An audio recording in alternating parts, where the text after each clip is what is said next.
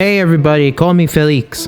We're a few days into the new year of 2021, but since we're gluttons for punishment and for tasty memories, let's turn ourselves into salt pillars and look back on 2020. Before I share the 10 best things I ate in the Philippines over the past year, I'll rewind all the way back to the beginning of 2020 and share the precious few memories when we were free to travel with no restrictions. We kicked off January of 2020 by spending a couple of nights at the Sofitel Philippine Plaza Hotel in Pasay, Metro Manila, and dined at the Spiral Buffet a few times. You can easily make yourself full for the entire day by eating breakfast at Spiral, despite its relatively more modest offerings compared to their Sunday brunch and dinner courses. We treated ourselves to a festive dinner at Spiral, as well as plenty of big-ticket items in the forms of showpiece meats and seafood, but I wound up getting bogged down early and was content with stuffing myself silly with overripe, overly creamy and funky-smelling cheese, while theorizing on the hallucinogenic effects of said cheese. After our stay at the Sofitel, we flew to Cebu, where we traversed for 2 weeks to take in the best sights the island has to offer, from waterfalls, peaks, and epic snorkeling in the south to quaint, idyllic islands in the north. Our travels around Cebu culminated with the Grand Parade of Sinulog, the biggest festival in the Philippines. We also made the rounds through Cebu City, from exploring the city's historic corners to the upscale night market Sugbo Mercado for some awesome street food. If you only have time to visit one part of the Philippines, Cebu makes for the ideal one-stop tourist destination, as Cebu truly is a microcosm of the Philippines as a whole. For Cebuanos watching this, you'll be delighted to know one of the dishes I tried in Cebu made my top 10 list for 2020, but you'll be surprised to know it isn't lechon. Keep on watching to find out what made my list. As for our Cebu travels, I encourage you to check out my playlist on Cebu, but if I had to single out a few highlights, I would say the free diving through the Sardine Run and the Turtle Bay in Moal Boal was an awe-inspiring and rewarding experience. Celebrating Mini Sunulog on Bantayan Island with locals a few days before the big one back in Cebu City was quite an experience and equally as fun as the Grand Parade in the city for different reasons. Lastly, there's the inexplicably unexplored western sandbar side of Kalangaman Island if you really want to feel like a castaway on a paradise island.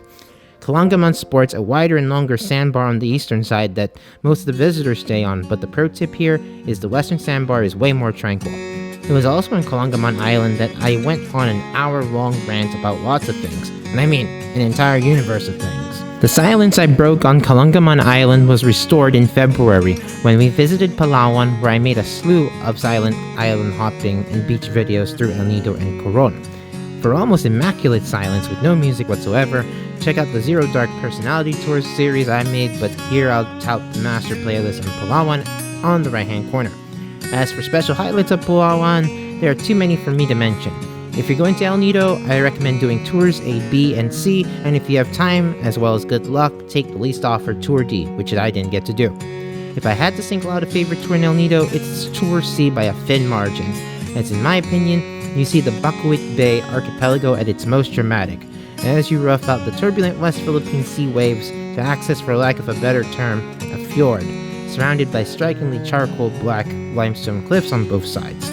Tour B, otherwise known as Caves Tour, is my second favorite for the Snake Island Sandbar and my favorite island of the bunch, Pinagbuyutan Island, as it best encapsulates El Nido in island form.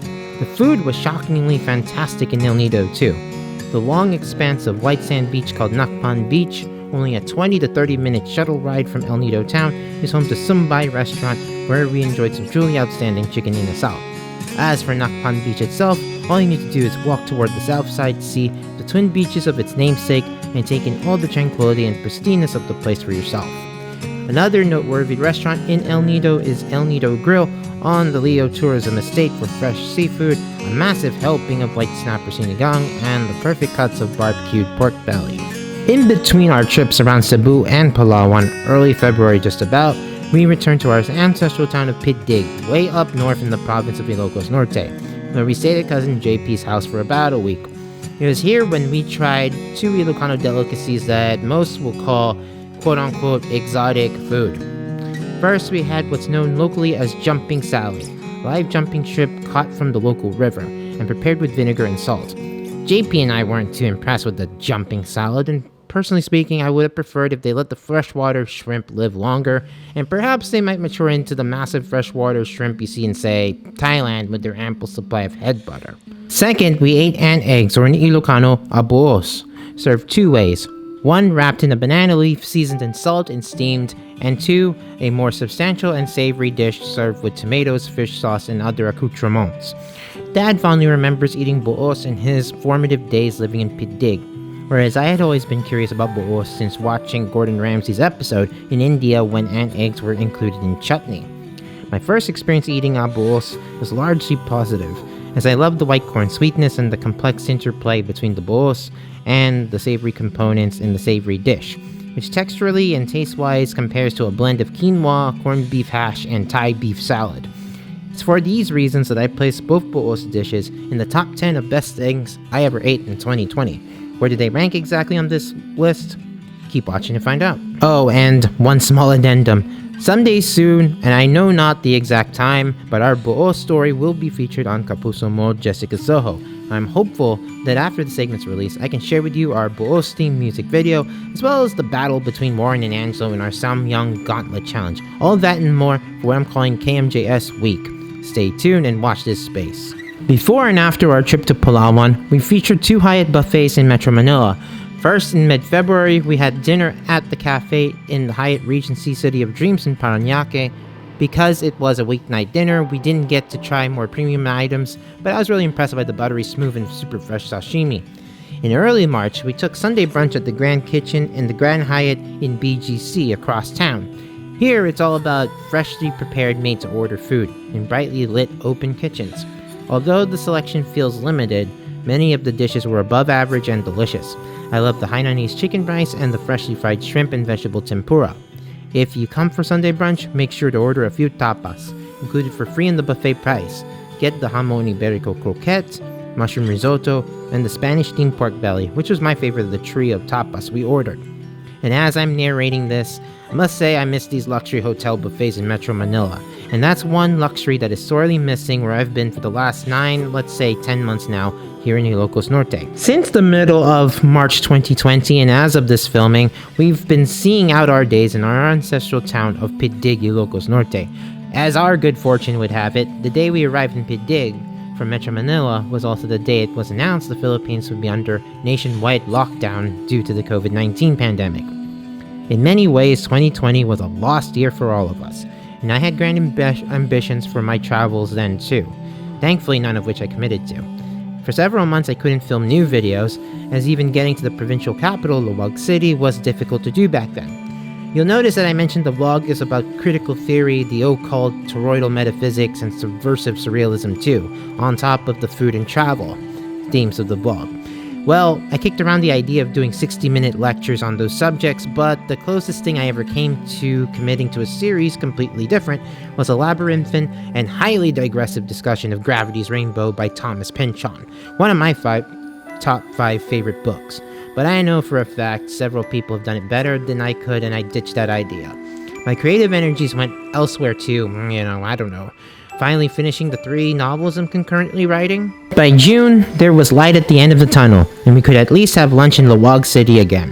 What followed was a series of Ilocos Norte food trip videos, starting with our celebration of Cousin Ben's birthday at a local joint serving Filipino comfort food, Kamalig, where we feasted on crispy pata, bulalo, Bagnet sisig, fresh-made pancit, and other dishes.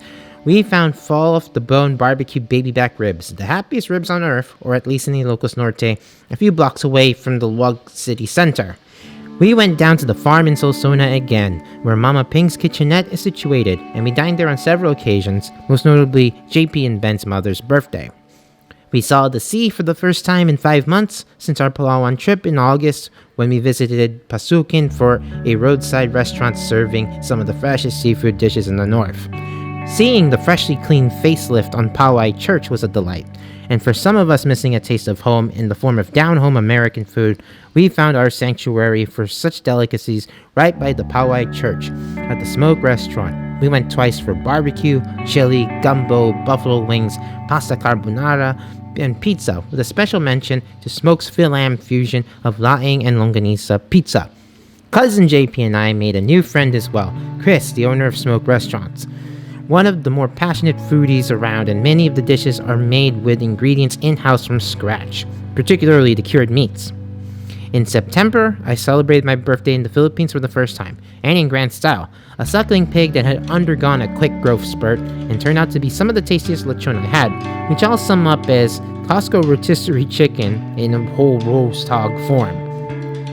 Last October, we drove through precarious mountain roads and forded mighty rivers, a 2-hour drive or so, to a remote part of the nearby town of Vintari, to attend a meat-packed wedding luncheon with some of the greatest hits in the Filipino meat dish repertoire.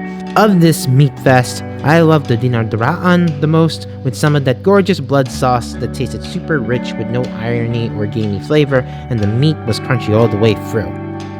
November was all about finding all-you-can-eat or only restaurants for a crazy reasonable price. We discovered, or more accurately, Warren discovered, an all-you-can-eat premium seafood and lechon place in Lawag, serving only plates at only 299 pesos or $6. Another fantastic find in Lawag was an all-you-can-eat samgyeopsal place where you can have only pork for 299 pesos and only pork plus USDA grade beef at 599 pesos or about $12. However, with one of the more popular only samgyeopsal places in Metro Manila arriving recently in Lawag, Romantic Baboy, offering only pork and beef at 499 pesos and more varied selection of cuts, it appears at this point Romantic Baboy is the samgyeopsal king in town. I'll be publishing the first time Romantic Baboy review video in a few days. Stay tuned for that one. If you want to check out the best of our Ilocos food tripping, click the playlist on the far right hand corner. And just like the year before, when we had 4-dish goat for Christmas, we celebrated Christmas at Cousin JP's house again. This time trying to avoid the emergency canned ham from the pantry, as JP's precarious pork-laden menu featured homemade cured, smoked, and baked ham, as well as one of those ham hocks turned into bean soup and Chinese pork floss. It was JP's first time making all those dishes, with very limited planning in advance and plenty of improvising. It was the culinary equivalent of a plane avoiding a crash landing off a cliff while the pilot assembles the plane on the way down. Lastly, all the lost time traveling translated into cooking a lot at home, and hence why we did our own cooking series, revolving around my octogenarian father and the eponymous Lolo Lito's Pinoy kitchen. And I'll be the first to admit, I don't have the gear for the best preparation of our cooking series, and neither I nor Dad are charismatic, loquacious personalities to be doing a step-by-step cooking show. Regardless, I hope you got something out of Dad making his specialties, his pork adobo, igado, and pinakbet among others, as well as his dishes using local ingredients like the dinengdeng with wild mushrooms, young taro stem daludal stew with bagnet or crispy fried pork belly, and pig's feet with dry deer sinigang stew.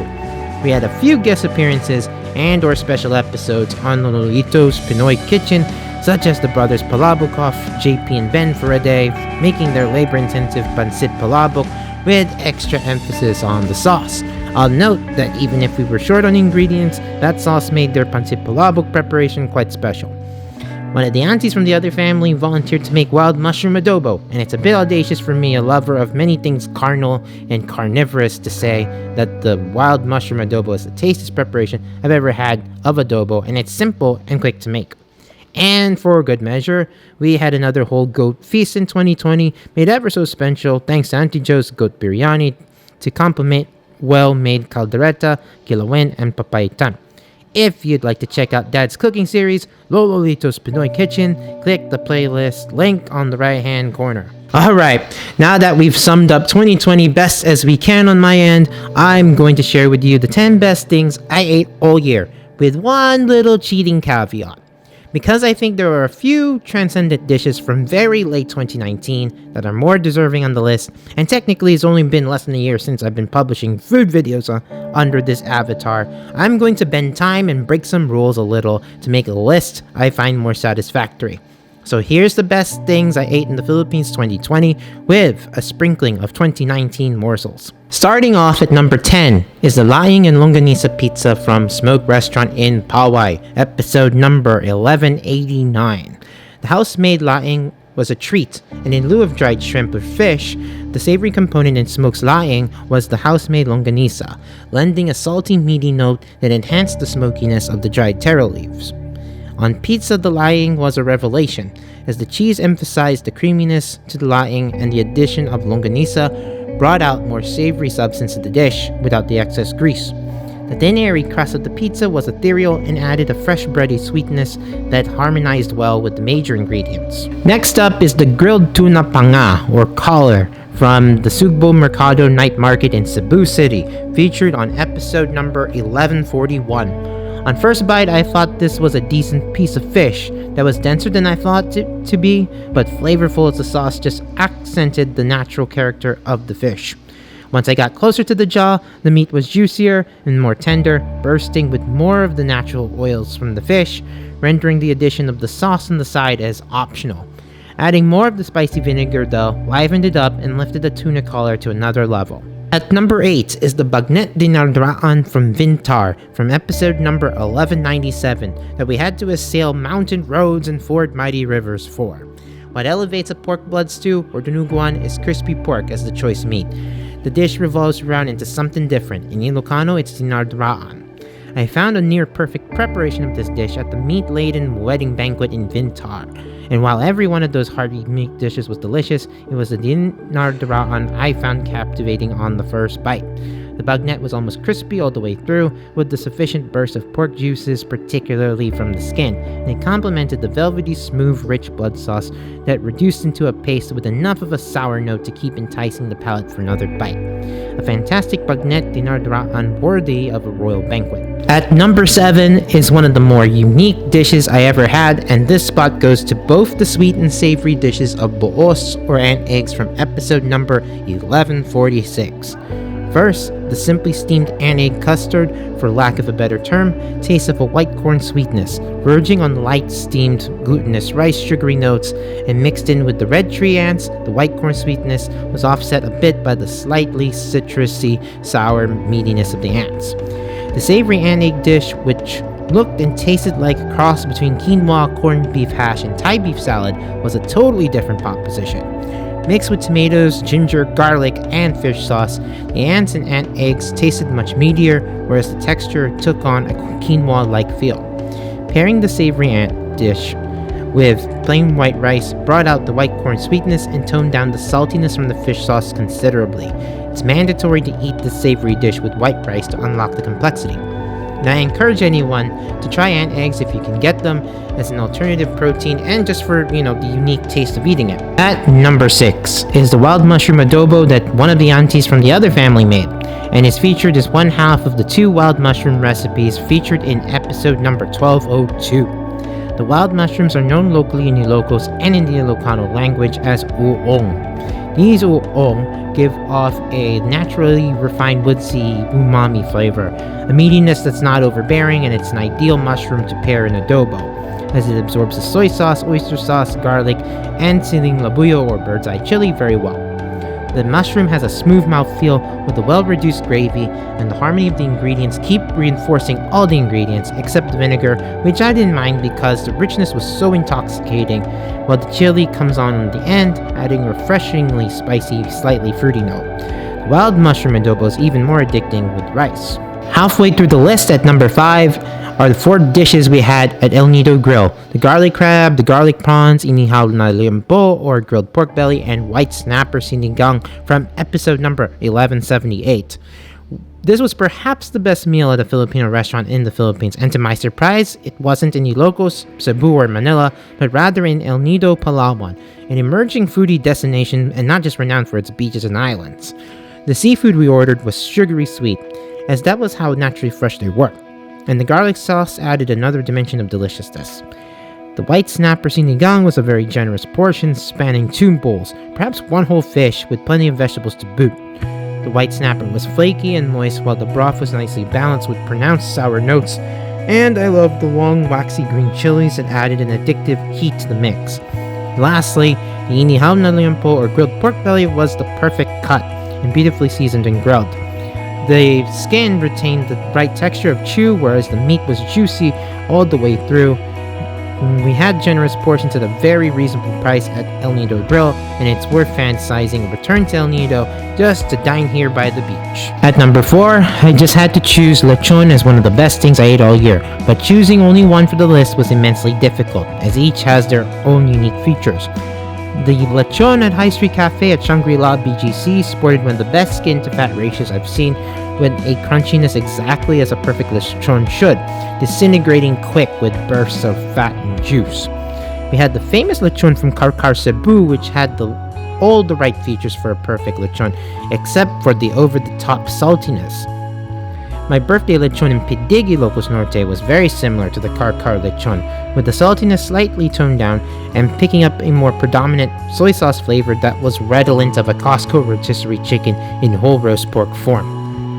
At the end of the day, I chose Mama Ping's lechon we had on that one Christmas picnic in episode number 1145, as I found it the amalgam between my birthday lechon and the lechon at High Street Cafe. The skin at Mama Ping's lechon is not as ethereal as the one at Shangri-La, but it had the beautiful char from my birthday lechon and enough skin to fat to meat ratio to be succulent. Mama Ping's lechon had some of that bold flavor lacking in the Shangri-La lechon, but present in my birthday lechon, but more refined and less in your face. I love all 3 candidate lechon for this spot, and Mama Ping's was by no means a clear-cut winner, but it gets a nod as the best lechon per my rubric. It's shocking to see a buffet item make number 3 on this list, even for a luxury buffet, but it's awesome to find a transcendent culinary delight that you wouldn't mind paying quite a bit for on a buffet line. Instead of the lechon from the High Street Cafe at Shangri-La BGC making the list, it's the amazing beef cheek Sous-Vide making the top 3. Braised for a full day in red wine, bay leaves, and baby shallots, the beef cheeks were disintegrate in your mouth tender and well immersed in the flavor of the jus, picking up a well-rounded vegetal flavor, namely carrot, just in the gravy, which was velvety smooth, amplifying the luxurious feel and taste of the dish. The beef cheek sous vide is a signature item at the High Street Cafe, and for very good reason, it's extraordinary. The top 2 items are in an echelon of their own, for the merits of locality and availability. For instance, number 2 is all about the whole goat, freshly dispatched and in a matter of a few hours, transformed into 4 dishes that speak volumes about the freshness of the main ingredient. Don't lie. It's freaking good. No, I'm not referring to that goat feast, but the one tendered by the other family across Big Dig Town in episode number 1171, where we had expertly cooked goat Kaldereta, Kilawin, and Papaitan, while the crown jewel of the 4 goat dishes was the goat Biryani. Even though we were short on a couple of key ingredients and had to use a couple of substitute ingredients, namely the coconut milk in place of the yogurts, the biryani was all about the fresh, tender, rich, but not gamey goat, absorbing all the aromatics of the biryani as well as that well-textured rice. The kaldereta was the best preparation of the dish I had, that is simply accented with soy sauce and the tomato paste kept at bay to add a subtle tartness. The goat kilawin augmented with goat brain was a treat, as the brain added some needed creaminess to the medley of meaty, salty, acidic, and slightly spicy flavors. As for the papaitan, it was wonderfully chunky with tons of tender meat, offal, and blood in a bile-flavored broth that tasted like smooth Dijon mustard, with pleasurably grassy notes and a bit of sweetness with the secret ingredient, Coca-Cola. This home-cooked goat feast was a marvel, and just barely missed the top spot to the one dish you can get anywhere, but one restaurant perfected it to a mastery I have yet seen topped. That number 1 dish has to go to the crispy pata from Livestock Restaurant in Metro Manila, featured in episode number 1137, as in that crispy pata you can carve with a popsicle stick, and really, it's no marketing gimmick, as if fried pork trotter was that tender.